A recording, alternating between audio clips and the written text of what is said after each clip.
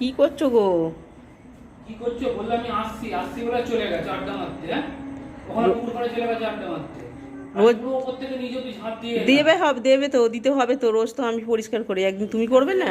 খেটে খুটে এসে আমাদের তো ইচ্ছা করেই তো আমি চলে গেছি, দেখো ধুলো ঘাটতে কেমন লাগে। এই আমি কালকে এতদিন করিনি, এতদিন ঝাঁপ দিইনি। কালকে আমি মাথা ঘষেছি, দেখো মাথার কি অবস্থা, আমার ধুলোয় পুরো লাল হয়ে গেছে একদম। রোজ তো আমিই করছি, একদিন নয় তুমিই করলে। করো, দুপুরবেলাও আমি করেছি। এইখানে কত ধুলো ছিল জানো, ডিল করেছে সব, লাল লাল গুঁড়োগুলো সব পড়েছে। আর সেটা বলেই তো পারতে তুমি ঝাঁপ রাখো দাও। রাখো আমি রাখো আসছি।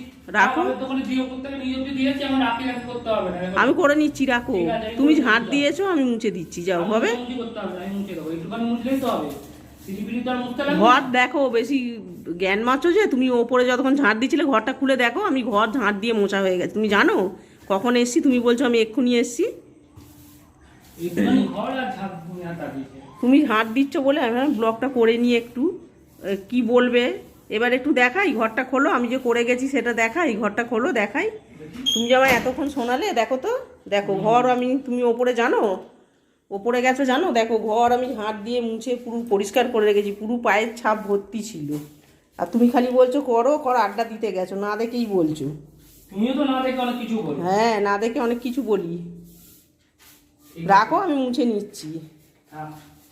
ঘর পরিষ্কার করে মুছে গেছি, না দেখেই বলে আমি আড্ডা দিতে গেছি। সারাক্ষণ আড্ডা দিতেই দেখো আমাকে। তুমি যদি বলো বাইরে যাই যখন আড্ডা মারতে। রাখো, আমি ওইটুকুনি ঝাঁট দিয়ে দাও, আমি সব মুছে নিচ্ছি পুরো। ঠিক আছে না।